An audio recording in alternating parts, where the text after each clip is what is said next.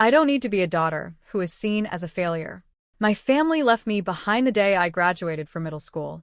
When I got home, the house was completely empty. After some time, I finally reached my mom on the phone. She, along with my dad and sister Evelyn, just laughed at how I reacted. It turns out they decided to move to Washington without me because Evelyn got accepted by a modeling agency.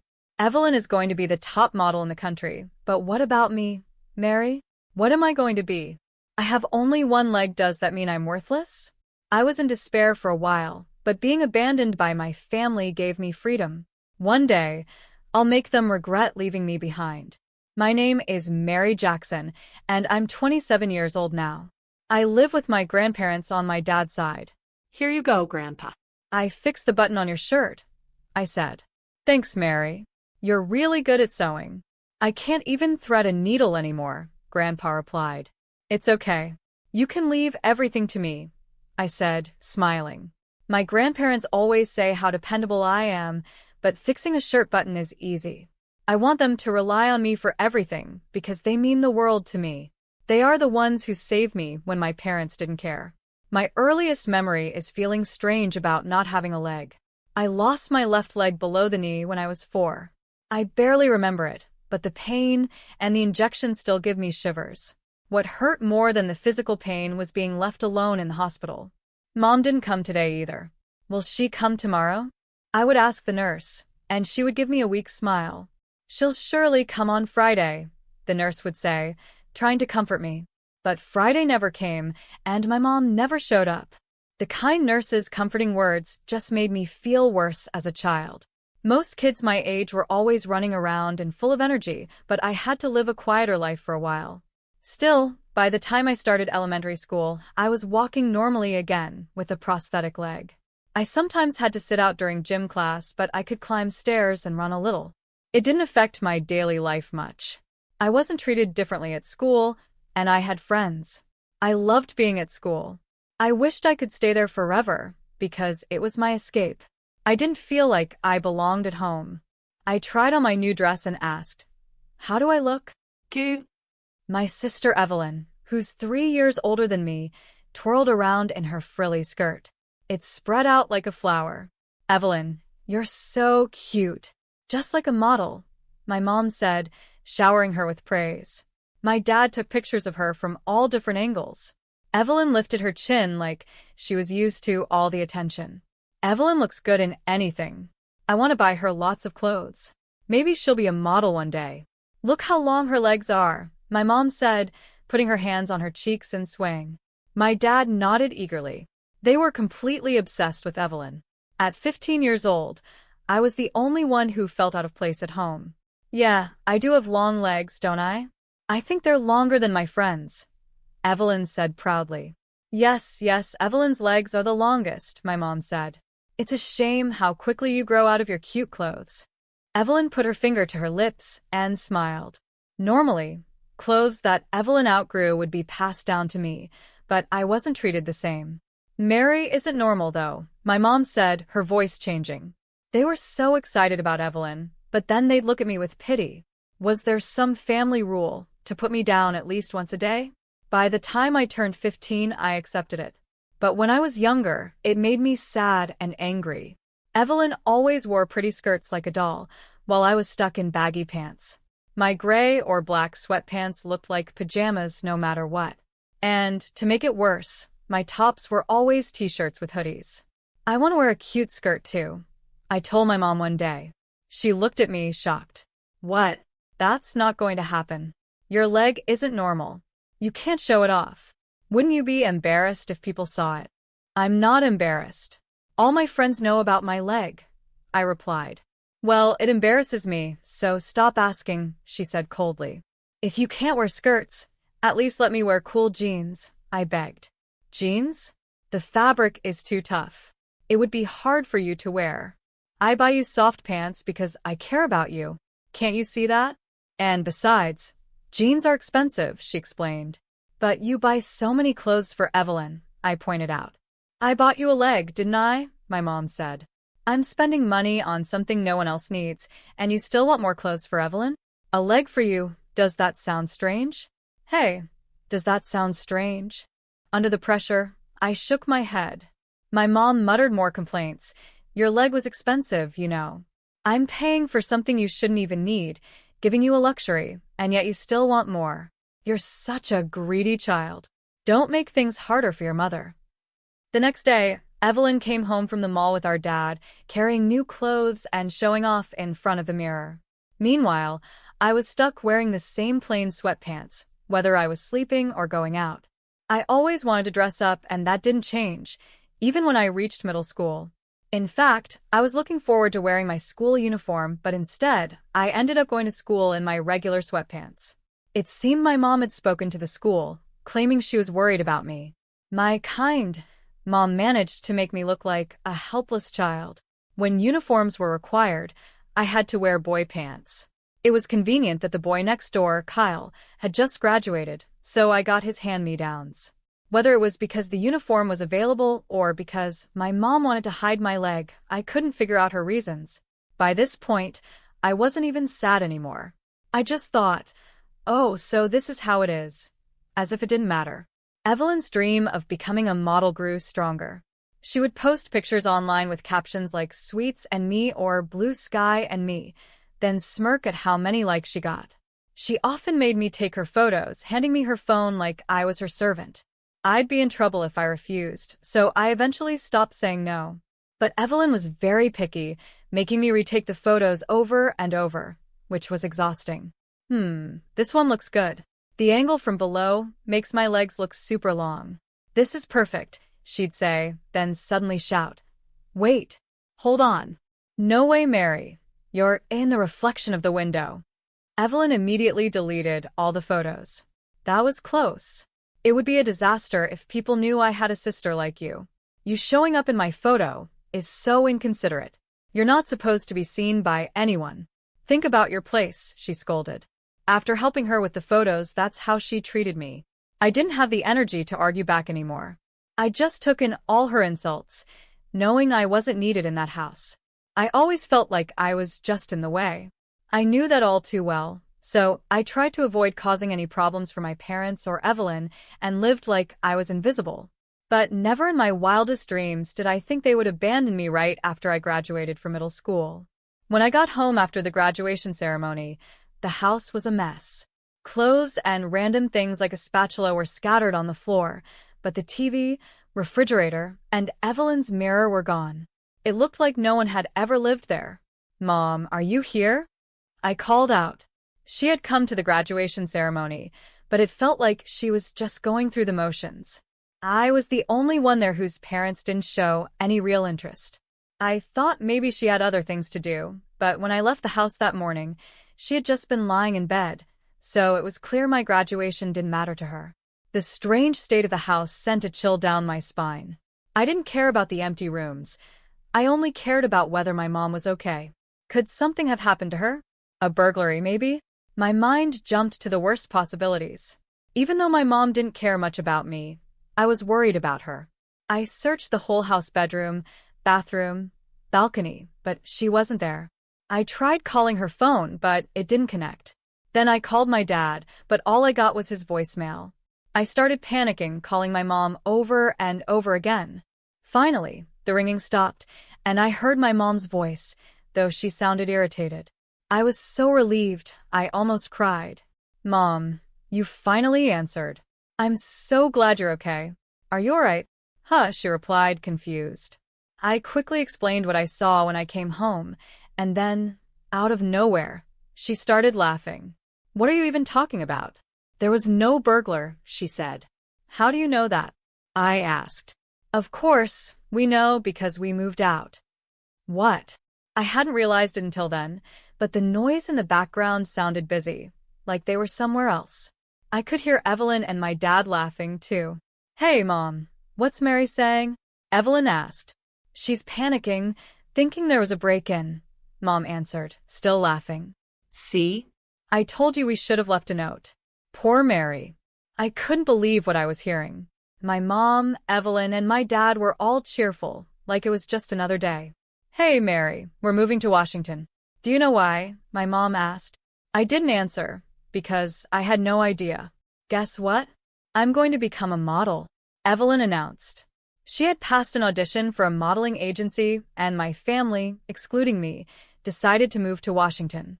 Mary just graduated from middle school, so she'll be fine on her own, right? My mom continued. We could have moved earlier, but we waited until today for your sake. You get that we were being kind, don't you? They took care of me until I finished middle school, but now they were leaving me behind without a second thought. I wanted to go to school, but I had to figure out the money by myself. Finding a job at that moment seemed impossible. My mom taunted me with a cheerful voice. Well, try to figure it out on your own. I was frozen, still holding the phone to my ear, when she delivered the final blow. Evelyn is going to be the #1 model in the USA, and Mary, what will you become? We don't need a failed daughter. Then she hung up. It felt horrible, impossible. I wanted to scream, help me, don't leave me. I thought about calling her back to beg, but I stopped myself. She wouldn't listen anyway. I was just 15, fresh out of middle school, and now I had to live on my own. Could my teachers help me if I asked? No, that would only bother them. Then I thought of my grandparents. They lived in the same city, but I hadn't seen them in 15 years. My mom always spoke badly about them, calling them terrible people who made her life hard. I wasn't sure if they would even take me in, but they were the only family I had left. Still wearing my middle school uniform, with a flower pin for my graduation, I took the bus to my grandparents' house, barely remembering what they looked like. When I arrived, my grandma opened the door. Mary, is that you? You've grown so much.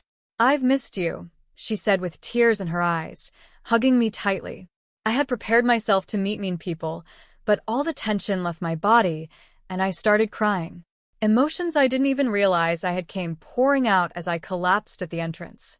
I told my grandparents everything, sobbing uncontrollably. My grandma's face was full of sadness, not knowing what to say, while my grandpa gently patted my shoulder. It's okay, you don't need to worry, he said softly. They weren't the bad people I had imagined. In that moment, I was saved by them, the only ones who cared. Mary, you're not a failure. You're just a normal girl. Don't be afraid, live the way you want to, they told me. Since that day, I've been living with my grandparents. They've never told me no whenever I ask them for advice. They always say, give it a try. For the first time, I wore a knee-length skirt that fluttered as I walked. Mary, you look lovely. It suits you, my grandma said with a smile. I felt a mix of shyness and joy. That was the first time I realized how much happiness wearing clothes I liked could bring me. My grandparents accepted me no matter what. When I dyed my hair blonde, my grandpa just smiled and said, "It looks good on you." When I bought pants with holes in the knees, my grandma worried and added little patches to cover them. I secretly cried because I had saved up for my part-time job to buy a sewing machine. But on Christmas morning, I woke up to find a high-end sewing machine next to my pillow. I was so surprised that Santa Claus came for me at my age. These are some of my most precious memories. Living without restrictions, I went on to attend fashion school after graduating from high school. While I was still in school, I launched my own brand. I designed the cute skirts and cool denim pants I had always dreamed of. My designs focus not only on style but also on inclusivity clothes that anyone can wear comfortably, regardless of age, health, or physical limitations. Now, at 27, my work is going well, and I feel like I'm living a fulfilling life. But everything suddenly changed when I heard a familiar voice. "Mary, long time no see," my mother said, arms open as if waiting for a hug. She was standing in front of my company. I stepped back, but she quickly moved closer. My father was also there, scratching his head and smiling awkwardly. "Wow, Mary, I didn't think you'd make it this far. This is your company, right? That's amazing. I always knew you'd become someone great." It had been 15 years since my family abandoned me. I wasn't expecting a heartwarming reunion. The reason they were here now was obvious. Recently, I was interviewed on TV about my company. The focus was on my products, but my parents were more interested in the fact that I was the CEO. "Really amazing, Mary. I saw you on TV and immediately looked up everything about you. Your company's sales are $800 million. Does that mean you're a billionaire now?" Wow, I'm so proud of you, my mother said excitedly, grabbing my hand. We've moved back from Washington. Let's live together again, she added, narrowing her eyes as if she were being kind. But despite the warmth she tried to show, I felt nothing but chills. I tilted my head slightly and said, "Excuse me, but I don't have a mother." What? Mary, she asked, looking shocked. Trying not to sound too serious, I smiled and replied, 15 years ago, my family, my mother, father, and sister abandoned me. So, I don't have a mother. Over the years, when friends or others asked about my family, I always smiled and acted like everything was fine. If I told the truth that my family left me on the day of my middle school graduation, people would just feel sorry for me. So I never let anyone know the full story. I don't care about the past, I said calmly. Are you still angry, Mary? Holding a grudge over something that happened 15 years ago? My mother asked, trying to laugh it off. You're surprisingly vindictive. I kept my polite smile. It's been 15 years. I'm not angry anymore. I just don't care about people who don't matter to me. My mother's face twitched, and her eyes widened. It's funny how, when you become successful or get rich, suddenly more relatives appear. Like flies swarming around money, they need to be dealt with. Looking at the woman in front of me, I couldn't even be sure she was really my mother. After 15 years, she looked so different from the woman in my memories. Come on, Mary. We're family. We have a bond that can't be broken, she said, rolling her eyes before grabbing my hand again. I can't say much about family because my memory of it has faded. But you're not my mother, I replied, still calm. Her grip on my hand tightened, but I didn't flinch. My mother isn't an old woman with wrinkles like you, I added, not breaking my expression. Her hand jerked away, and she quickly covered her face. My sister had gone to Washington to become a model, and I remember my mother always taking care of her looks, obsessed with skincare. Even though 15 years had passed, a woman in her 60s shouldn't look like this. No offense, but aren't you in your 80s? I asked. She let out a small cry, her face twisting as more wrinkles deepened. The sight was like something out of a fairy tale, like a wicked old woman. Even though I was treating her like a stranger, part of me knew she still had traces of the mother I once knew. But it was true, she looked much older than she should. Her face was covered in wrinkles, and her cheeks sagged like a bulldog's. Her hair was streaked with gray, dry, and frizzy. She wasn't just thin. She looked starved. The fingers that had gripped my hand earlier felt like dried-up twigs. You ungrateful child, she snapped. After everything I did for you, giving birth to you, raising you, and this is how you repay me? I am your mother. Shouldn't a daughter show some respect? She lunged at me, her desperation clear. It was obvious she was struggling in life. Respect? I asked quietly, watching her carefully. Her lips twisted into a smile. You're a CEO now, right? It's only natural for you to support your family, she said. Yes, I'll support my important family, I replied, easily shaking off her frail hand. But my family only includes my grandparents. What? She gasped. The rest of my family abandoned me, I said, walking away. I have no obligation to help you, right? I said calmly. But you have money. Don't be mean. I'm not asking for your whole fortune, just about $30,000, my mother pleaded, clinging to me desperately.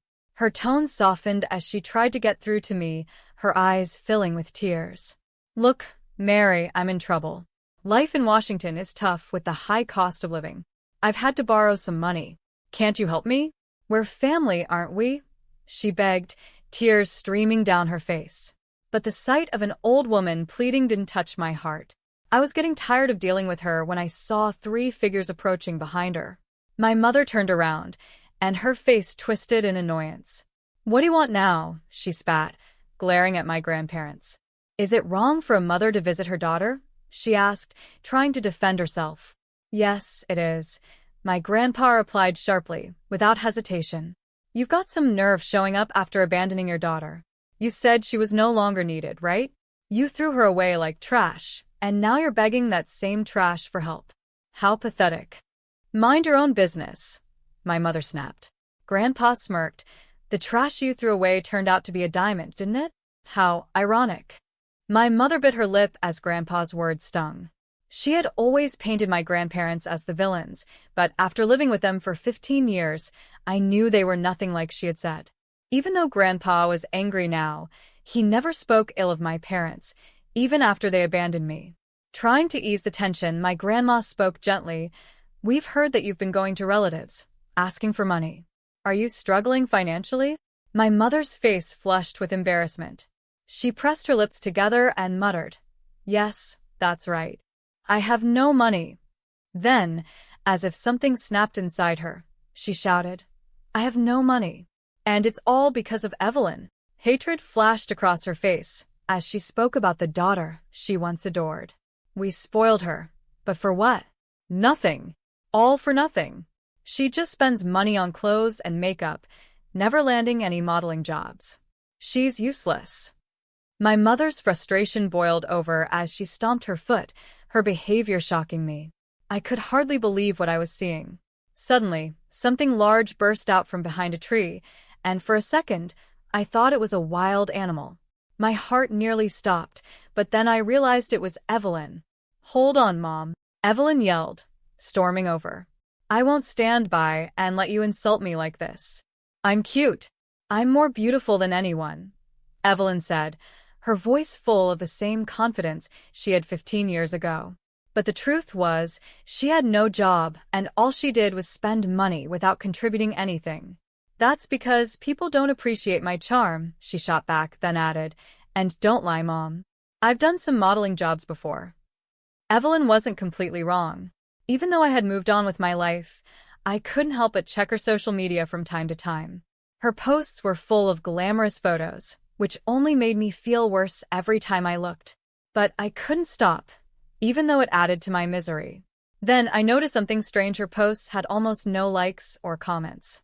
She only had 5 followers, which was fewer than my own old, forgotten account. The few comments she did have felt kind of mean, and when I checked out those accounts, it became clear they were making fun of her. No experience, but she acts like a pro. Spends hours demanding reshoots because the photos don't capture her charm. No wonder she doesn't get modeling jobs. Who would want to work with her? One comment read, "What do they know? What's wrong with being picky when I'm a professional?" Evelyn snapped, clearly frustrated. But the truth was, she wasn't getting any modeling jobs, and it was obvious why. I looked closely at her now. Her face was overly bright, her eyes seemed too large, her lips too pink, and her chin too pointed. The Evelyn standing in front of me looked nothing like the person on her social media. It was all built on lies and fake appearances. "I'm different from those other models," she said proudly. "I don't need surgery or fake compliments. I'm a real model. I don't suck up to people for jobs like those other girls. I'd rather stay out of that ridiculous world." Despite being disowned by our mother, Evelyn's confidence was still strong. In a strange way, I kind of admired her for it. Who would have thought that Mary would become a CEO of an apparel brand? "Maybe you want me to be your model, huh? Is that it?" she asked, smiling confidently. "I don't usually work with family, but if you insist, I might just consider it." Her positive attitude was probably because our parents spoiled her so much. She was the complete opposite of me. I had always been the one looking down, unsure of myself. I wasn't sure if I envied her or not. "You as our model?" "Well, it depends on the terms," I replied. "I might even sign an exclusive contract." "Oh, really?" she said, perking up.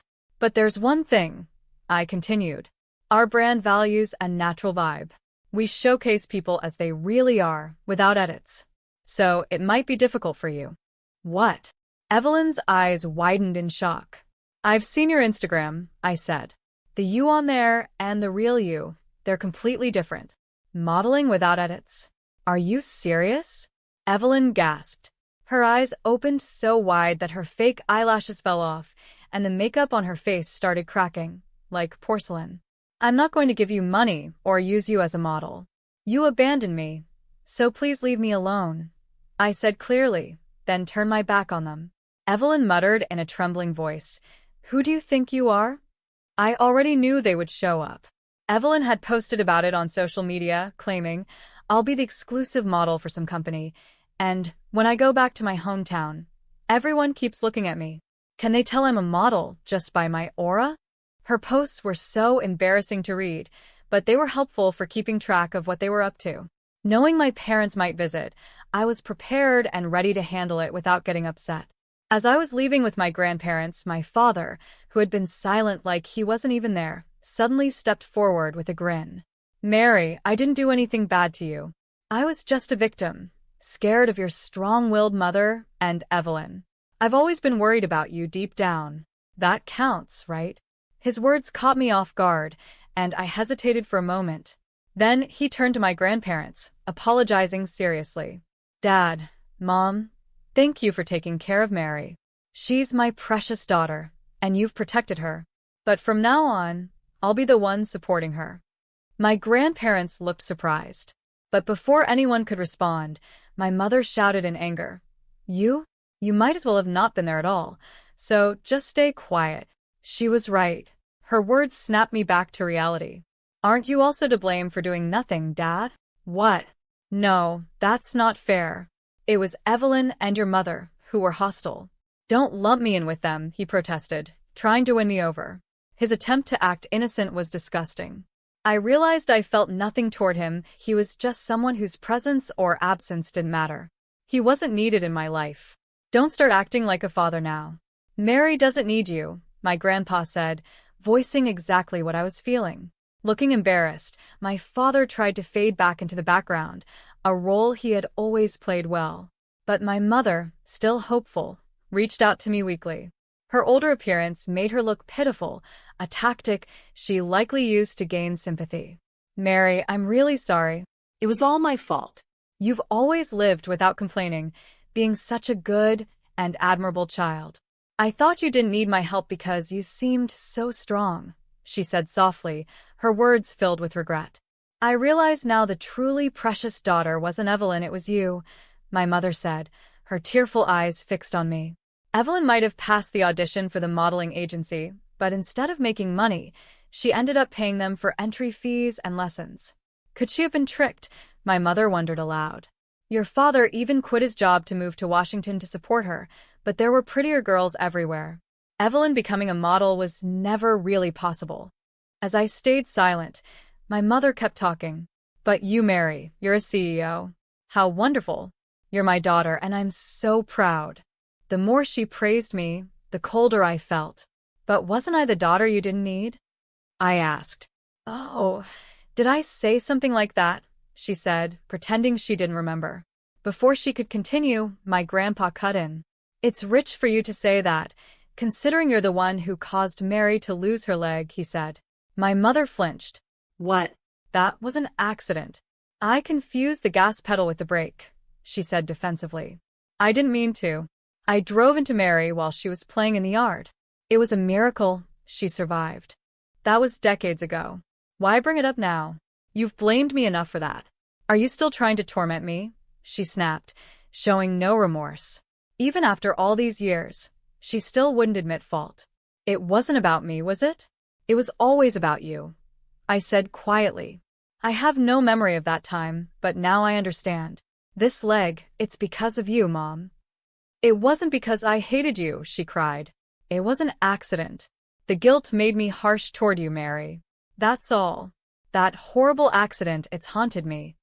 She broke down crying, acting like the victim. But I wasn't moved. I'm the one who should be crying, I said, my voice firm. You couldn't admit your mistake. Instead of apologizing, you just made everything worse. Me, a failure? No, Mom. You're the real failure. Don't ever show your face to me again. My mother's dramatic crying stopped, and she stared at me in shock. Grandpa chuckled softly. How does it feel to be called a failure by your own daughter? He asked, smiling. My mother shook with anger and sadness, but no words came out. Grandpa turned to me, his face kind. Come on, Mary. We're going to be late for our lunch reservation. Let's go enjoy that French cuisine. My family now is only my grandparents. After that incident, Evelyn somehow became a bit of a celebrity. Her social media suddenly gained more likes and comments.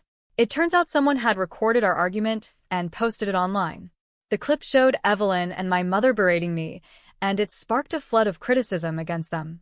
Evelyn must be thrilled she finally achieved her dream of fame. It was all a misunderstanding, Mary.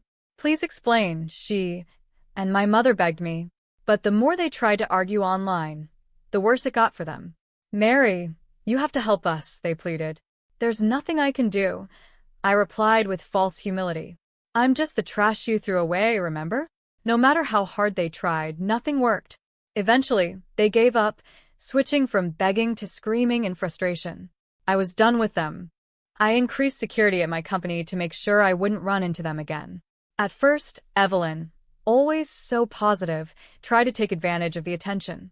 She filled her social media with selfies, hoping to turn the critics into fans. But, as expected, it didn't work.